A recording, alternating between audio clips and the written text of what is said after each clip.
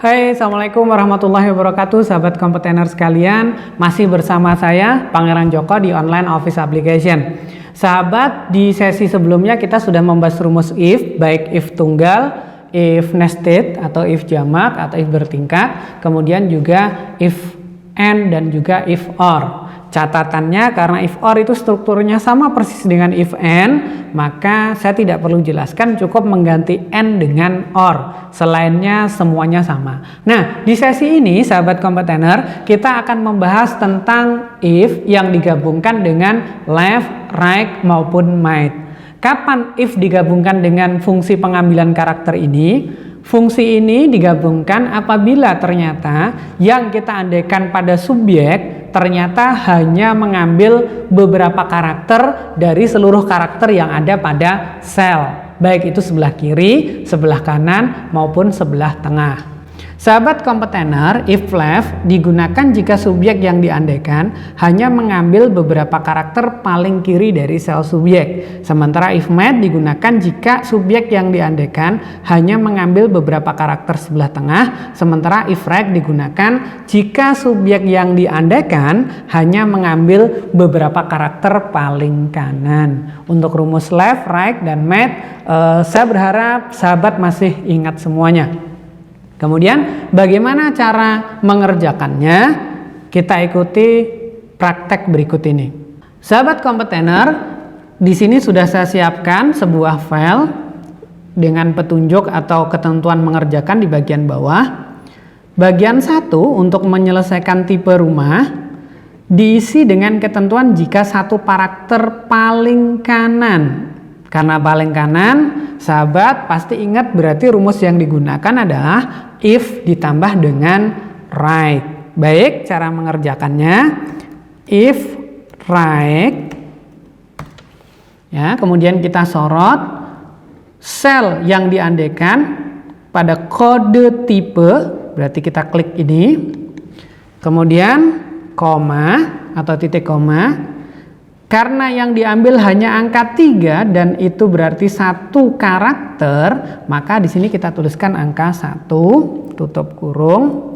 Jika satu karakter sebelah kanan dari kode tipe sama dengan 3, maka kemudian tipenya adalah tipe 36,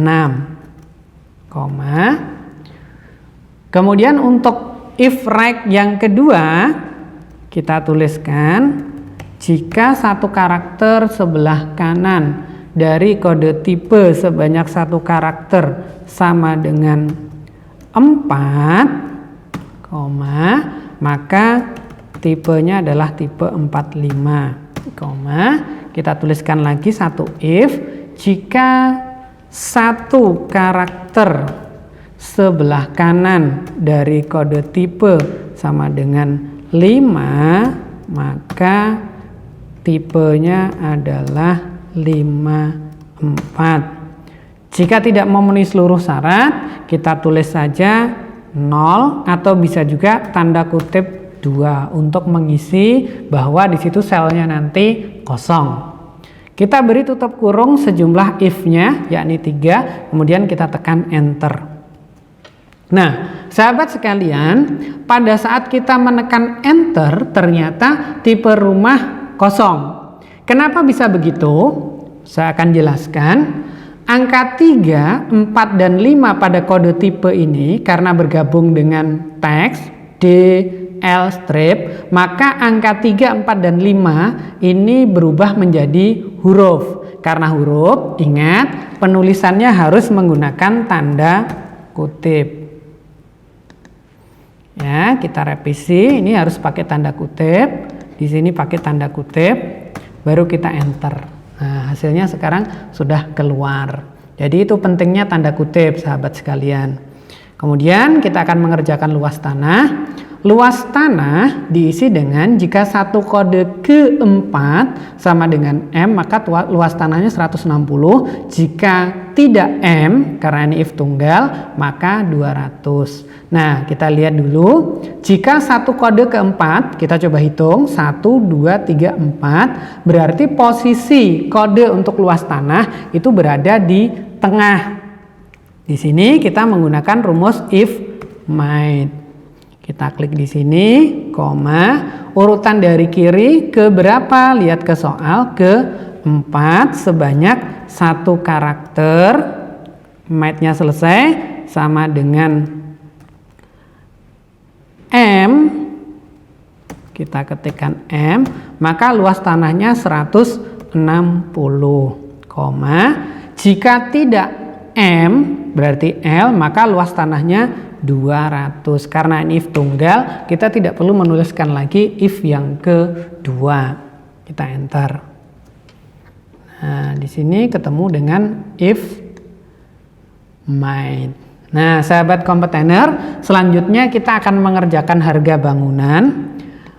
Pada kolom harga bangunan ini, karena if n itu termasuk salah satu if yang susah, saya akan jelaskan ulang bahwa di sini menggunakan if n. Dari mana kita tahu bahwa di sini menggunakan if n? Lihat di ketentuan, ternyata syaratnya 2, yakni tipe rumah dan luas tanah. Karena ada 2 syarat, di sini kita menggunakan fungsi if n. Cara mengerjakannya, if n syarat pertama adalah tipe rumah. Kita klik di sini, ya, sama dengan. Kemudian sahabat kompetitor perhatikan, meskipun di sini hanya tertulis 36, 45 atau 54, tetapi penulisan pada rumus harus sama persis dengan tipe rumah yang tertulis di sebelah sini, sehingga kita menuliskannya harus lengkap. Tipe 36, syarat pertama terpenuhi, dan luas tanah sama dengan 160.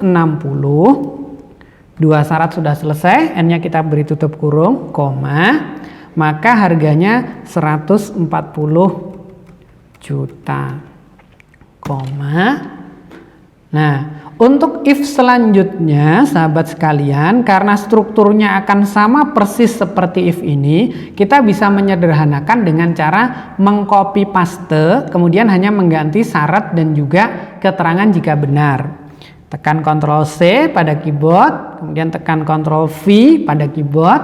Kita tinggal mengganti di sininya. Syarat kedua lebar 200, nilainya 150 juta.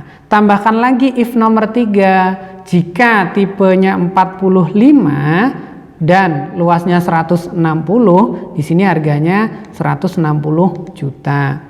If selanjutnya, jika tipenya 45 dan lebarnya 200, maka di sini harganya 170 juta. Tambahkan if selanjutnya, jika tipenya 54 dan lebarnya 160, maka harganya 190 juta. Kita tampilkan if terakhir, jika tipenya 54 dan luasnya 200, maka di sini harganya 200 juta rupiah. Sedangkan di terakhir boleh kita tutup dengan angka 0, kemudian kita beri if sejumlah 1, 2, 3, 4, 5,